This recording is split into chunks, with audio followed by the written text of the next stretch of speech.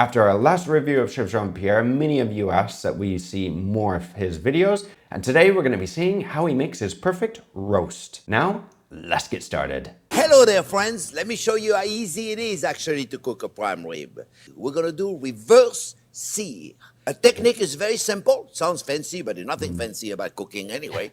It means we're going to sear it at the end instead of at the beginning. As Chef Jean-Pierre is saying, a reverse sear is to sear the meat to give it that nice crust after you've already cooked it. So to give you an example, when we're making a beef Wellington, we have to sear that before there's a beef tenderloin because we can't do a reverse sear on it after we already add it into the puff pastry and cook it, because we cook it in the pastry. Technically, with a larger piece of meat, you can do it the normal way, but it is best to do it with a reverse sear, especially if you're going to be trying to get that color in the oven and not in a pan. What do? First, salt and pepper on the outside, everywhere, rub salt and pepper, put it in the fridge for about 24 hours if you have it. If you don't have 24 hours, at least 3-4 hours, please, 3-4 hours, at least minimum. 24 hours, it allows the salt to penetrate, dries out the surface, creates even a better crust. And now it's salt all the way through. It's like a dry brine. Now, what is a brine? Normally, when we brine something, you think of like a Thanksgiving turkey, and we have to put it in a brine, which is a mixture of water, salt, and other spices or herbs to inject liquid into that meat so it absorbs that liquid because it loses a lot of the moisture when we cook. Dry brine is the opposite. You don't add moisture to it. Instead, you try to not necessarily extract the moisture from the meat, but it does help to season it. And by putting it in the fridge the night before, and this is another trick if you want to make like chicken wings or anything and you want to get a nice crispy skin, is to stick it in the fridge the night before and to allow the fridge to dry out the skin or the surface of the meat. How do you buy a prime rib? Buy one with the most marble you can find. Normally prime it is. But prime is very difficult to get these days. Matter of fact, I went to 3 stores trying to get a prime rib. Couldn't get one, so I got a nice choice. Prime will have a lot more marbling than this. Nice, this is beautiful, but prime is better if you can get it. Prime is difficult to get, well, at least in Chef Jean-Pierre's area. I'm so used to being able to walk into a grocery store in the US and to be able to have like 50 different choices of everything, because when moving overseas, you don't have much of a selection. Now, to explain a little more about what Chef Jean-Pierre was saying, under the USDA, the designation prime will be labeled on certain types of meat that is of an exceptional quality. It has a lot of marbling, and more marbling means more flavor. This is why a lot of people like Wagyu meat, because it has a lot of marbling and flavor, and it makes the meat super tender. Okay, you want to also get it from the chuck end. From the chuck end, if you notice, this side is a little smaller than this side right there. The chuck end is much more tender, much more flavorful. Okay, so that's all we need to do. Now, depending on where you live, the chuck will be around this area. Now, in some countries, the cut charts of pork, beef, and everything else is a little different than it would be, say, in the US. Now, if you're an American living overseas and you can't get, obviously, prime rib, you can't find it, look for entrecote. It's basically the exact same cut. There are differences. You're going to find it a lot easier because the butcher's not going to know what you're saying, prime rib and everything else. I like to brush a little bit of clarified butter. If you don't have clarified butter, then brush a little bit of avocado oil, just a little bit. I'm going to sprinkle a little bit of herbe de Provence, and that'll make the herbe de Provence stay nice and not dry out so much. Now, herbe de Provence is a blend of herbs, as the name suggests, and they come from Provence. But basically, the herbs consist of oregano, thyme, rosemary, marjoram, and savory. Although you may also see a few different blends with basil, bay leaf, tarragon. Depends on where you buy it and who you buy it from. You can't use fresh herb for this. No fresh herb, friends. If you use fresh herb, then they're gonna burn completely. Makes no sense at all. If you want to use a little bit of herbs, you certainly don't have to. Herbe de Provence. You see, I have them. Because remember, I'm from Provence. Chef Jean-Pierre is from Provence. Now I understand. Provence is the province that is actually next to Italy. This is where you have Nice, Marseille, you have the Mediterranean, the French Riviera is what it is. It's a very nice area. Whenever you do a big roast first, you really have to do the reverse sears. There's no other way around to cook a a big roast. It doesn't matter if it's a prime rib or not. A roast, you got to do the reverse sear. So then you have an even cook all the way around it. You see? Beautiful right there.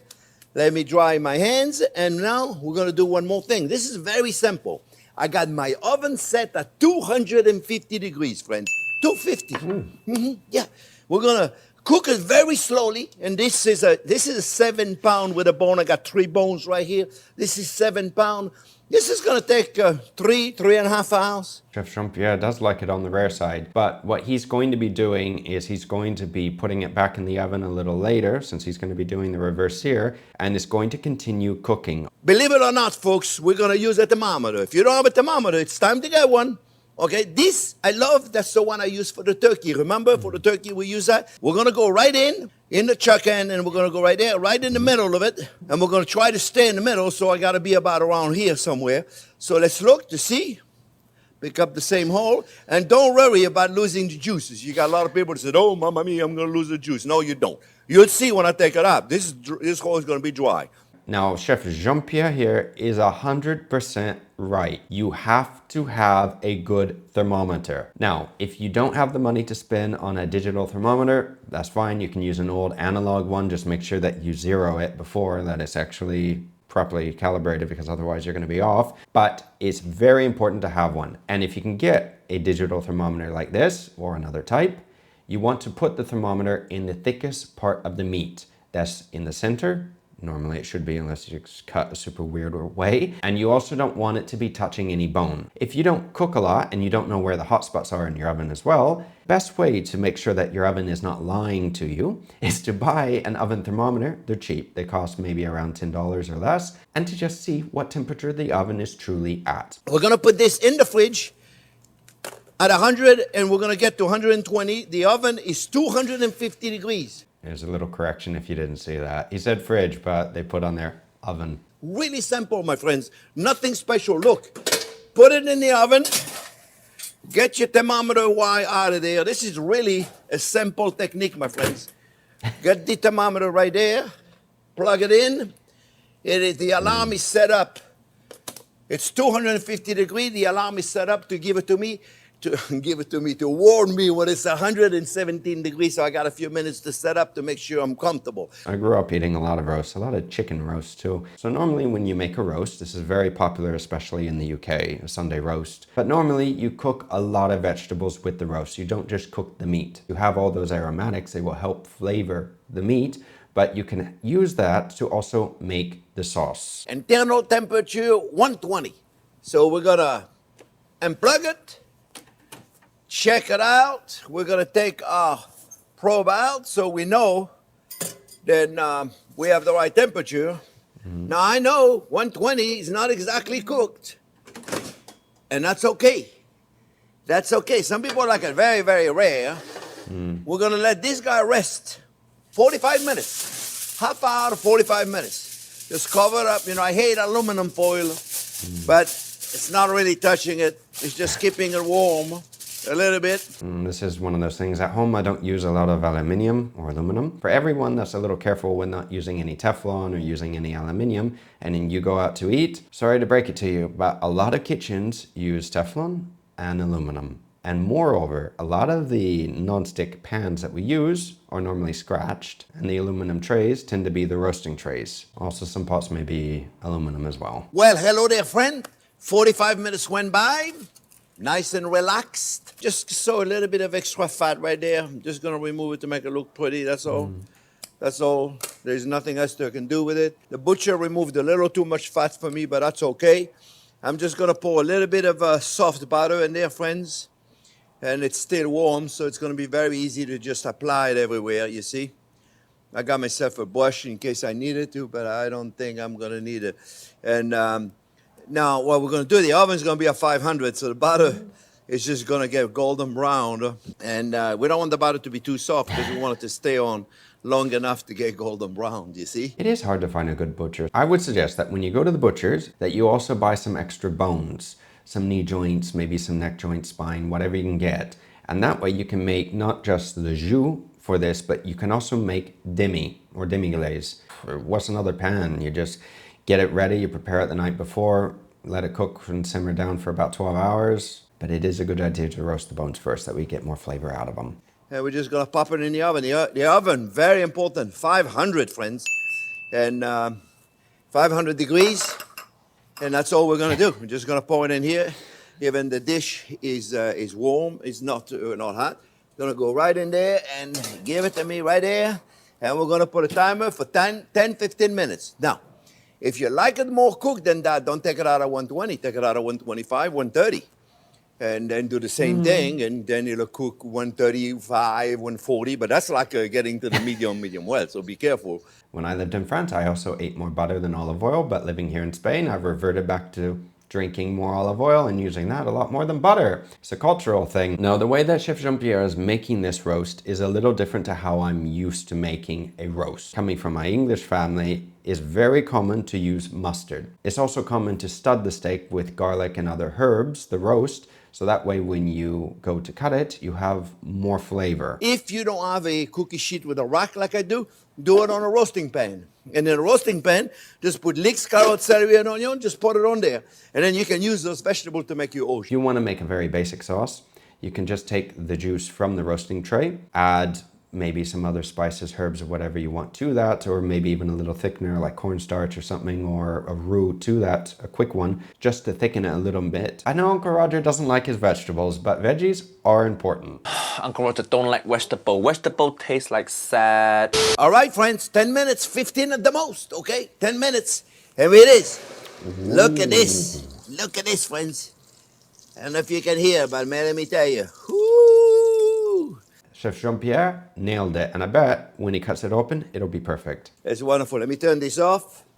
Let me turn it off so I don't forget, because I always forget. I have known people to actually leave the oven on overnight, and trust me, it's one of the most dangerous things. And not only that, but the electric bill. You'll see a difference. Now, at this point, the beautiful thing about doing it the way we're doing it, friends, we do not need to let it rest. It already rested. Now, this is just to get it nice and hot. So, let's take it out of there. Let me grab something so I don't have to put my hands on it, because it's quite hot at this point. And right there, my friends, all we're going to do is we're going to take it out.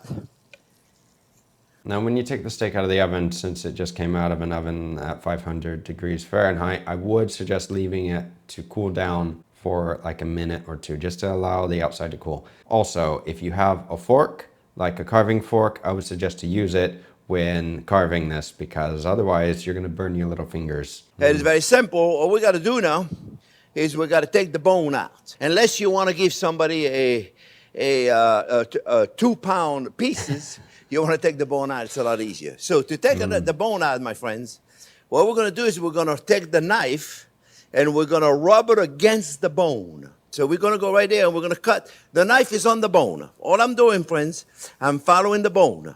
Really, really simple. Whoop, we grab it with a towel. Oh, I didn't grab it very good.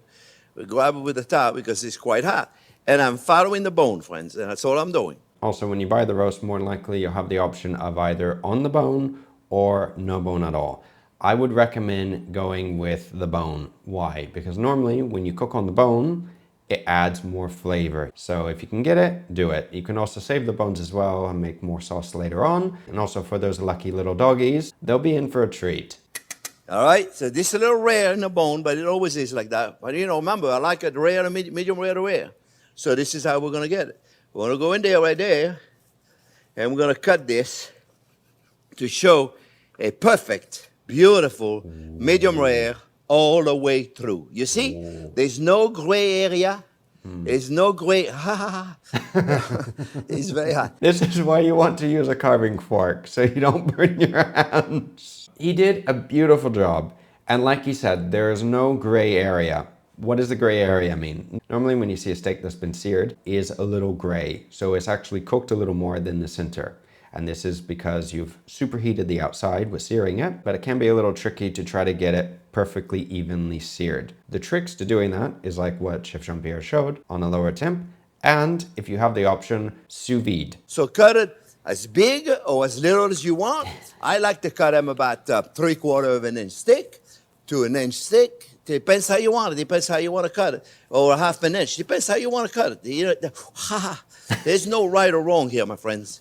Look at this. Look how gorgeous that is. Look how beautiful that is. You see? This is absolutely gorgeous, friends. This is going to be like butter. Now, with cooking in the kitchen for so long, you do develop calluses on your fingers, and you can pick up hotter things. So when a chef that's been cooking for a long time is going, ha ha ha, it's hot. It's hot. It's going to be absolutely beautiful. Look at this. This is my piece right here, friends. Look at this. This is gorgeous. Just like in our previous review with Chef Jean-Pierre with the steak, he's excited to taste this. Very. Like, he's giddy with joy. And if Jamie was making this, he'd say it's gnarly looking. My gnarly peanut chicken. Gnarly on the outside, lush on the inside. Oh, it's wonderful. So we're serving it with horseradish sauces and the au jus that I made. And a little bit of au jus right there on top of it. Let me tell you something. This is going to be a beautiful roast beef. You want them all cooked? But you're cooking more. But no matter how I cook it, some people are going to think it's undercooked. Some people are going to think it's overcooked. Cook it the way you like it. That's all there is to it. I hope you enjoyed the video, my friends. Remember, thumbs up if you like the video. Don't forget to subscribe to the channel and ring that bell. We'll see you soon for another fantastic video. Thanks for watching. He is right. If any of you start making videos, you will learn quickly that no matter what you do, even if you make something perfect, there will always be a food critic, because everyone's a critic. And even if you cook it perfect, someone will say it's not good, it could be better, or it's this, or it's that. You can't make everybody happy. For instance, in our last review with Chef Jean-Pierre, people thought that I was patronizing him, condescending, attacking him, and I wasn't doing any of that. I was admiring how he made the steak. Long story short, fantastic video and a fantastic method on making this. Let me know what you think down below, everyone. Be sure to check out this next video here. And if you did learn something and you enjoyed this video, then be sure to give it a like and a share, because the more subscribers we have, the more likely we are to be able to cook with Chef Jean-Pierre, because I would love to cook with him. And if anyone does know Chef Jean-Pierre personally, please let him know. I would love to collab with him. I'll fly to Florida, doesn't matter, or he can come to Barcelona, even better. La vida es más que suficiente.